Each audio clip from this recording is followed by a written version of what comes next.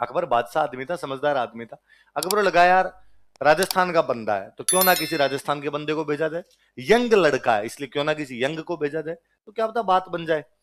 अकबर के दरबार में अपने आमेर के राजकुमार हुआ करते मान सिंह। आमेर के राजकुमार कौन थे? आमेर वालों की मुगलों की आपस में बनती भी बहुत अच्छी थी। मान सिंह की बुआ की शादी अकबर के साथ हो रखी थी, तो अकबर मान सिंह पर इन पर विश्वास भी खूब ज्यादा किया करता था।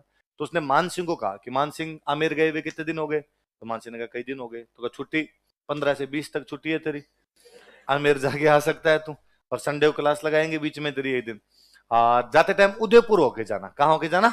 उदयपुर। उदयपुर में कैसे? तो कहा महाराणा प्रताप से बात करके जानी। बात तो तेरे को पता ही है क्या करनी है?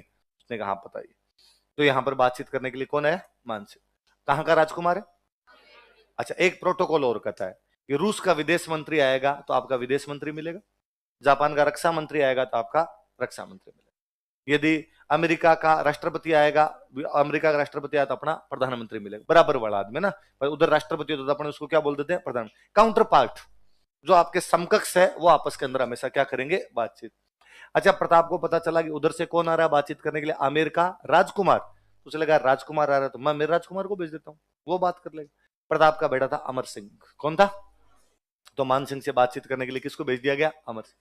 शाम को उदयपुर में डिनर का प्रोग्राम था, वो डिनर पे मान सिंह को बुलाया था, भाई वहां पर अपने बातचीत कर लेंगे। तो वहां पर एक तो मान सिंह जल्दी आ गए, अमर सिंह वहां पे लेट पहुंचा। अमर सिंह गया नहीं वहां पे। तो मान सिंह को वैसे भी गुस्सा था, होना उल्टा चाहिए कि मेहमान लेट आता है, मेजबान जल्दी पहुंच जाता है। यहां पर गेस्ट आके बैठ गया था, होस्ट अभी तक आया हुआ नहीं था। तो मान सिंह थोड़ा गुस्से के अंदर था, इतने में अमर सिंह कहीं से डोलता डोलता आया। और अमर सिंह भी एकदम वैसे यूं, गांव में नहीं कहते बोछरड़ा, है ना, थोड़ा बोछरड़ा टाइप का वैसा था, बदमाश था।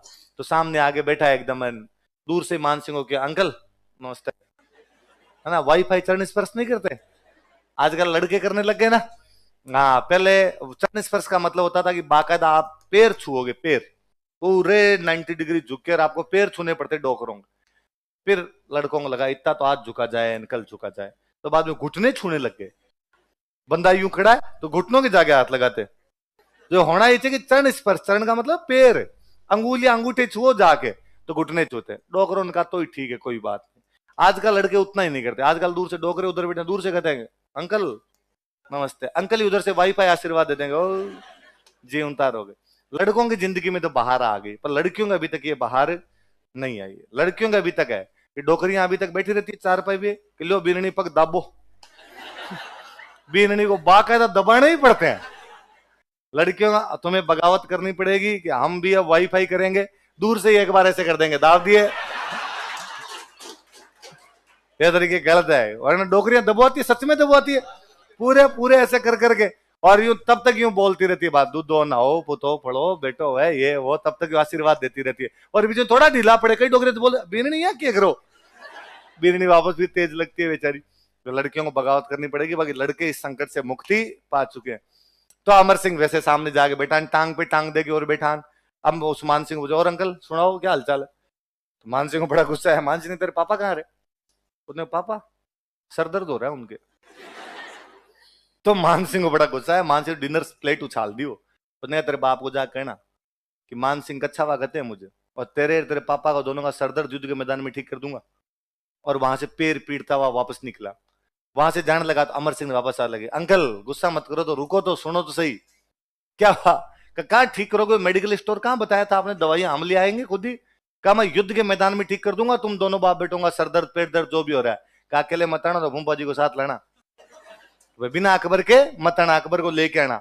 तो मान सिंह और गुस्से के अंदर, मान सिंह और पैर पटकता हुआ आगे बढ़ा। उसने अंकल लास्ट बात, एक बात और सुन जाओ। अब क्या है तेरे कि हमारे एक जगह पड़ती है पाली में सोजत, यहाँ तो क्या करूं कि वहां की मेहंदी बहुत अच्छी मिलती है, तो कि उसको जीआई टैग मिला हुआ, हाँ तो करना क्या कि बुआ जी के लिए ले जाओ। तो अब वो मान सिंह गया अकबर के दरबार में, अब भी कभी आज के आज मुझे सेना दी जाए, मैं बता दूंगा इनको, मेवाड़ वालों को मैं क्या कर सकता हूं इनको। अरे बात क्या हुई, बात तो बताओ। उसने कहा बात हुई नहीं। कैसे नहीं हुई बात? महाराणा प्रताप ने क्या कहा तुम्हें? तो महाराणा प्रताप मिलने ही नहीं आए। क्यों नहीं मिलने आए? तो उनका राजकुमार आया तो राजकुमार मिल लेगा। और उधर से राजकुमार आया था अमर सिंह, और उसने बड़ी बदतमीजी की मेरे साथ, और मुझे सेना दो अभी के अभी जाके मैं उनको बताऊंगा। अकबर समझदार आदमी था, अकबर की बात समझे और बात सही है कि जब राजकुमार जाएगा तो राजकुमार ही मिलेगा, राजा जाएगा तो राजा मिलेगा। तो उसने भगवनदास जी की तरफ देखा, भगवनदास जी आमेर के राजा थे, मानसिंह के जो पिताजी थे उनका नाम क्या था, और ये आमेर के क्या थे, राजा। तो उसने भगवनदास जी की तरफ देखा, भगवनदास जी ने समझ गया साहब चला जाऊंगा, मतलब आ गया समझ में। और अकबर ने अपने बंदों को कहा कि मानसिंह को साइड में ले जाओ थोड़ा, जून का महीना है, गर्मी चढ़ गई, माउंटेन ड्यू पिलाओ थोड़ी। तो इस बार बातचीत करने के लिए कौन है, भगवनदास जी है। भगवनदास जी है तो महाराणा प्रताप मिले। भगवनदास जी ने समझाया, ऊंच नीच समझाई पूरी की पूरी, भाई संधि कर लेनी चाहिए, कुछ नहीं पड़ा हुआ है, लड़ाइयों में क्या करोगे। तो प्रताप ने उनको एक सिंपल सी बात की कि देखिए भगवनदास जी, आज के 50 साल पहले मेवाड़ बहुत स्ट्रांग पोजीशन के अंदर हुआ करता था, और मेरे दादाजी सांगा अकबर के दादाजी बाबर के खिलाफ बयाना और खानवा के अंदर भिड़ गए थे। हार जीत का रिजल्ट जो रहे हो, लेकिन हम लड़े थे और पूरा राजस्थान हमारे झंडे के नीचे लड़ा था। इवन आपके दादाजी पृथ्वीराज हमारी तरफ से लड़ते हुए वीर गति को प्राप्त हुए थे। अब हमारी स्थिति उतनी अच्छी नहीं है, पर आमेर बहुत अच्छी कंडीशन के अंदर है। आप एक काम कीजिए भगवनदास जी, आप मुगलों के खिलाफ लड़ाई का ऐलान कर दीजिए, महाराणा प्रताप आपके झंडे के नीचे लड़ लेगा, लेकिन मुगलों के झंडे के नीचे तो नहीं लड़ेगा।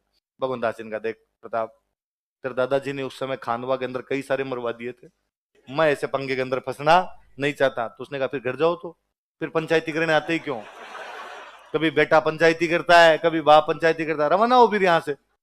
अकबर को जाका भाई वो मारने के लिए तैयार नहीं है। अकबर ने एक लास्ट अटेम्प्ट लिया और एक बंदा और भेजते हैं। इस बार उसने अपने निर्मला सीतारमन को भेजा।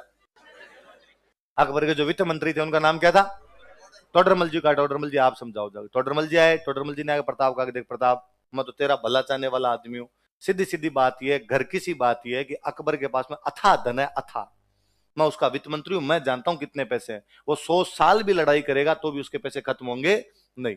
तुम यार छोटी रियासत है, इतने सालों से लड़ रहे हो, इतने रुपए कहां से लाओगे, इससे अच्छा है तुम क्या कर लो, संधि कर लो।